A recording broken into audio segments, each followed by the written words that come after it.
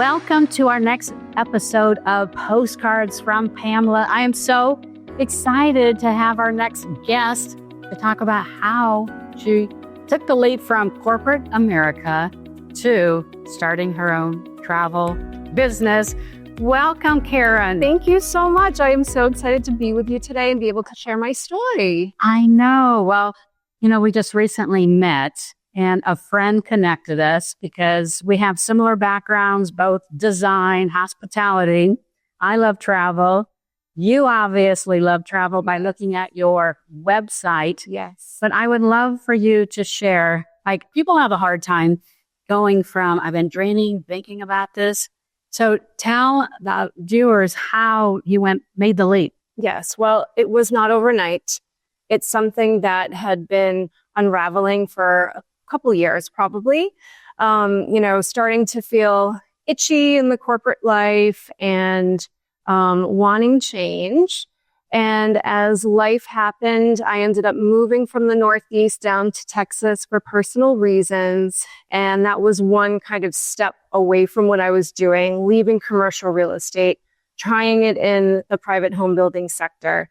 That was not the right fit for me. I decided to walk away from real estate in any capacity for a moment of air. And so when I did that, I was very scared because I didn't have a job. And that was the first time in my life that I did not have a job lined up. But what I did was take advantage of that opportunity to pause for myself.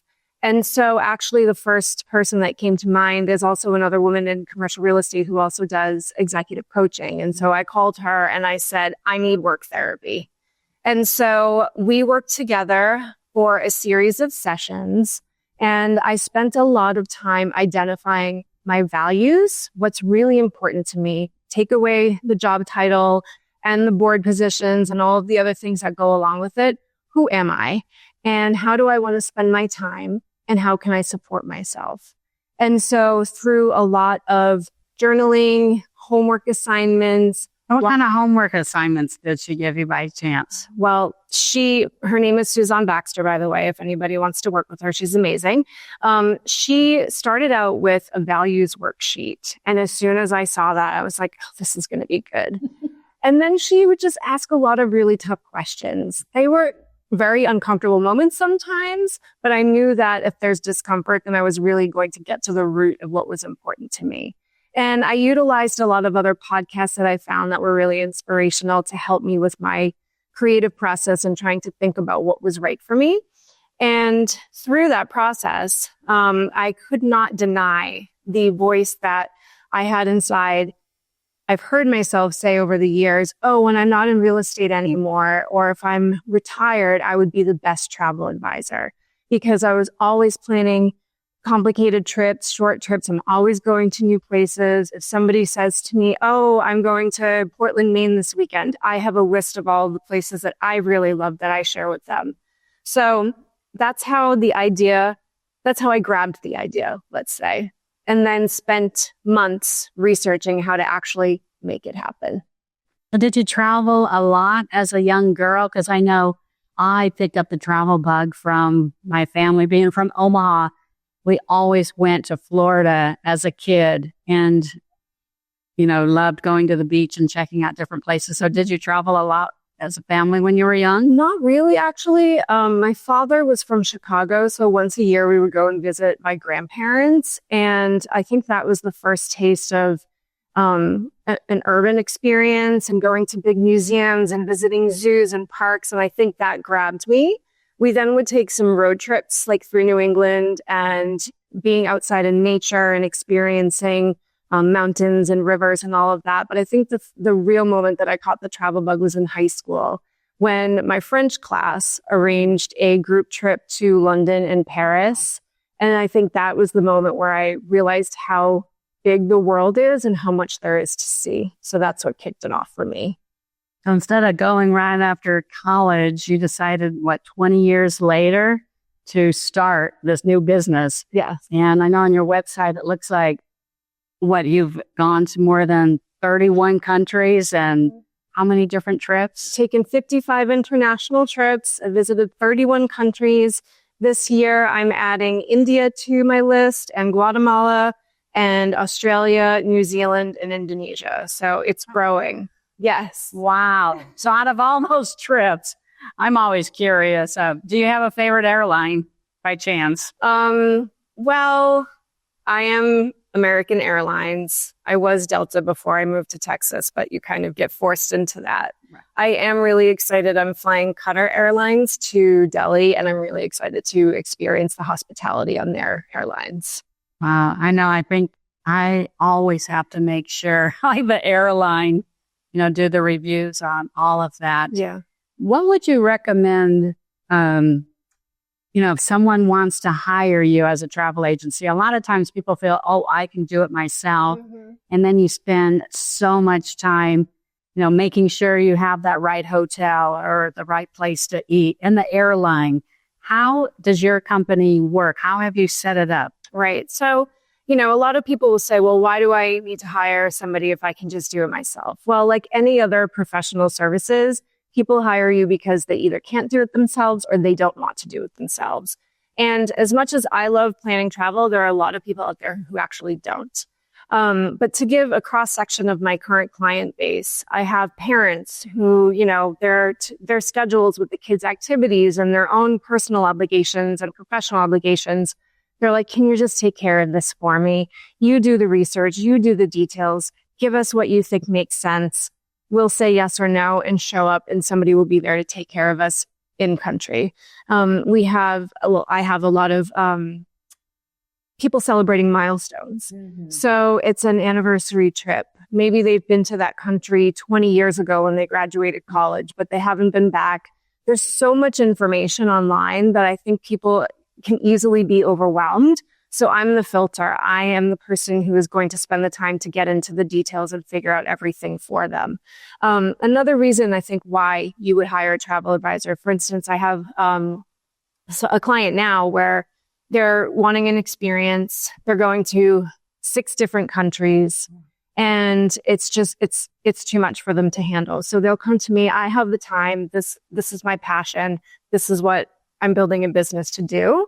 And, another question that I get from people is, well, what if you haven't been to that country? But fortunately, I belong to a larger host agency that's been in business for 40 years. And so they have those connections all over the world. We're also part of the Virtuoso Travel Network. And so if I need to speak to somebody in France or in Morocco, I have somebody to call immediately. And so if I can't answer the question for somebody, I have a network of partners all over the globe who can help me answer the question. I love that because, you want someone with experience or who has, been to that place. We talked about, we just have a coincidence when I recognized your last name. Yes. Where you're from and talking about ancestry. Yes. Was always such a good way from Croatia to your Serbia. To Serbia. Yes. And finding, making a good excuse to go on those trips. Mm-hmm. What would you recommend? Somebody, they're in the United States, they have never traveled overseas. Mm-hmm. Is there a, good place to start? Yes, that's a great question. I think a good introduction, a lot of people go to the UK or to Ireland because obviously the language is the same. And I think, and it's also, I think for a lot of people, at least on the eastern half of the country, it's an easier flight.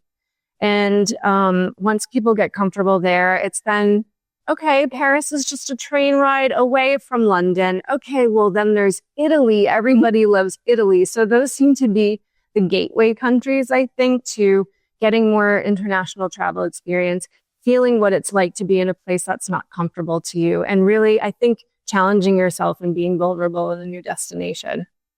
I know, how fun. And I also saw on your website and talking with you that you are a yoga instructor. Yes. And how you incorporate that into, let's say you want to plan a wellness trip. Mm-hmm. Do you go with them? Do you plan it? I can't imagine going on vacation. I love yoga. I used to do it all the time.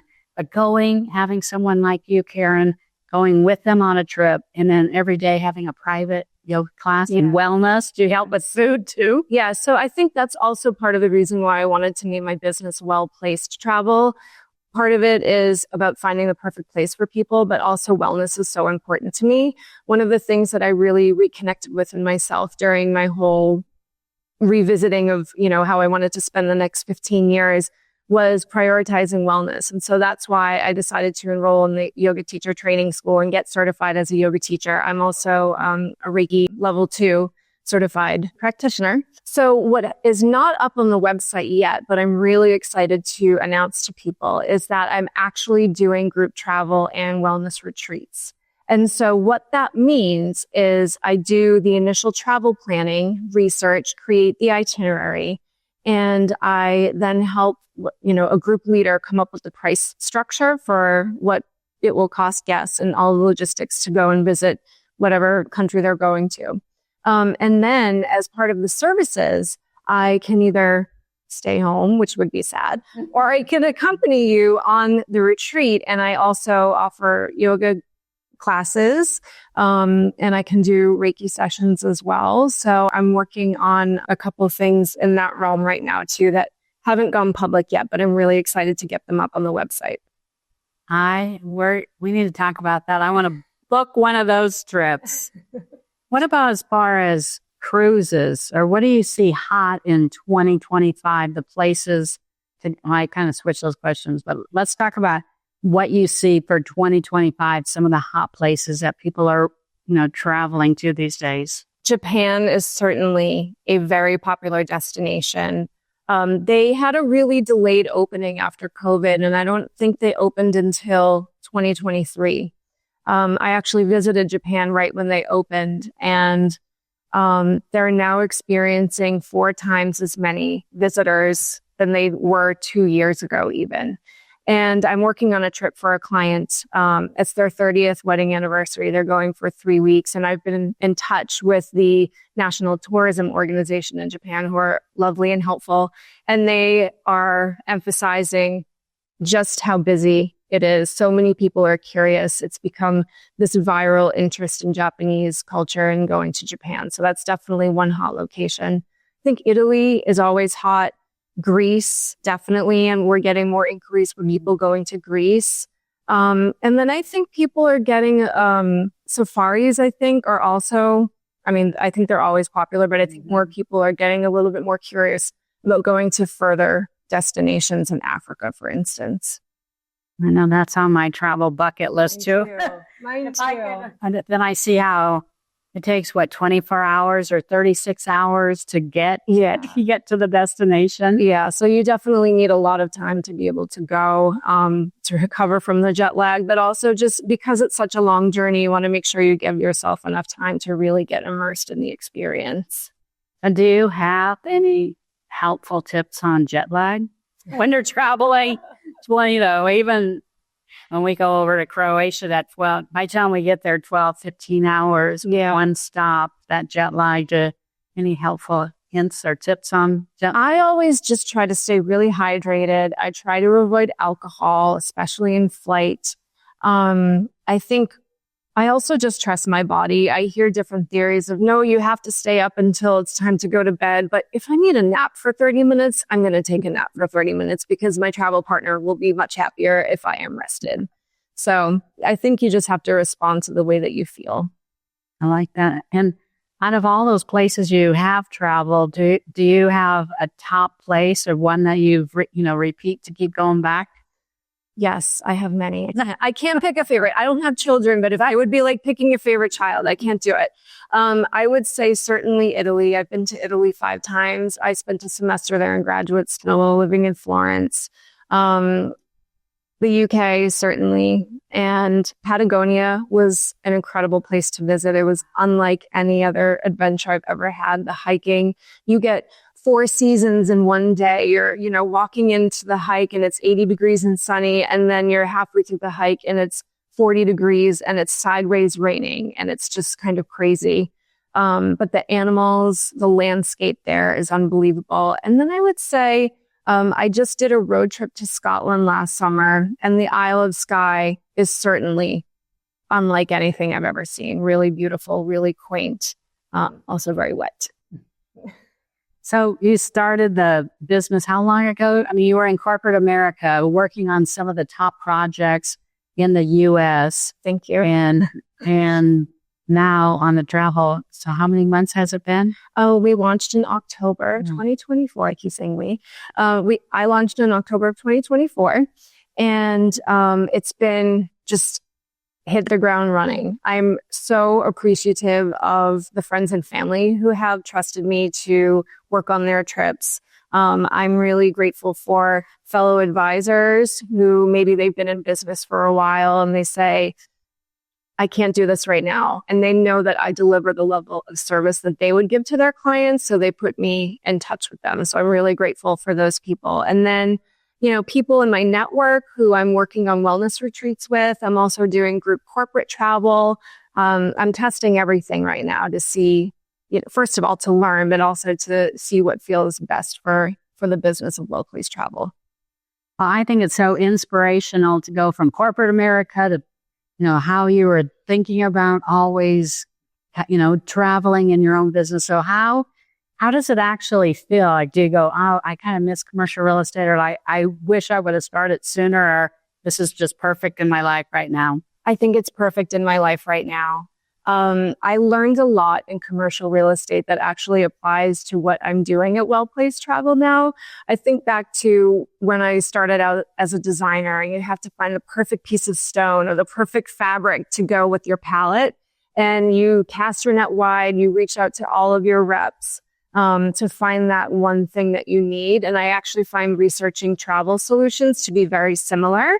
I also, leveling bid documents is something that I've learned in commercial real estate that is now applicable, because you're getting pricing from different vendors. If it's a package, or, if I'm sending an RFP out to a hotel for a group trip, I have to get that back and level that information. So I'm feeling fulfilled from what I've learned in commercial real estate, but I'm so happy that I have a change now to explore what's really my passion.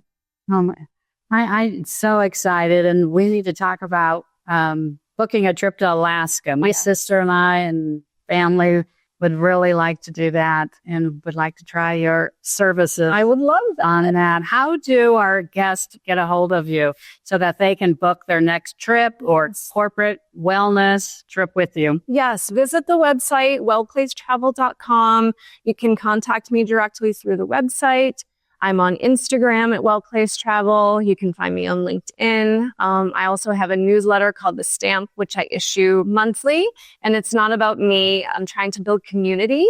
So I actually feature interesting people with a passion for travel who are in the wellness or design or architecture fields, as well as stories from happy clients. So sign up for The Stamp as well. That's great. And just one last question I always ask: what is on your personal and professional bucket list? Right.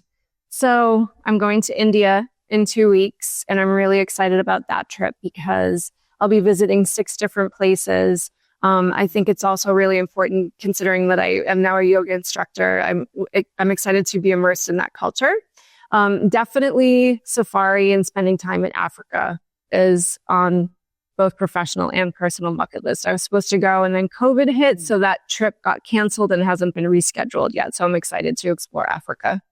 Well, if you need someone to carry your suitcases, I am available. Well, thank you, Karen. And you'll have to say your last name. Urosevich. That's a tough one. Mine maiden name was Zich. Those CHs, but that's Polish. It's just Serbian. Thank you so much. Thank you.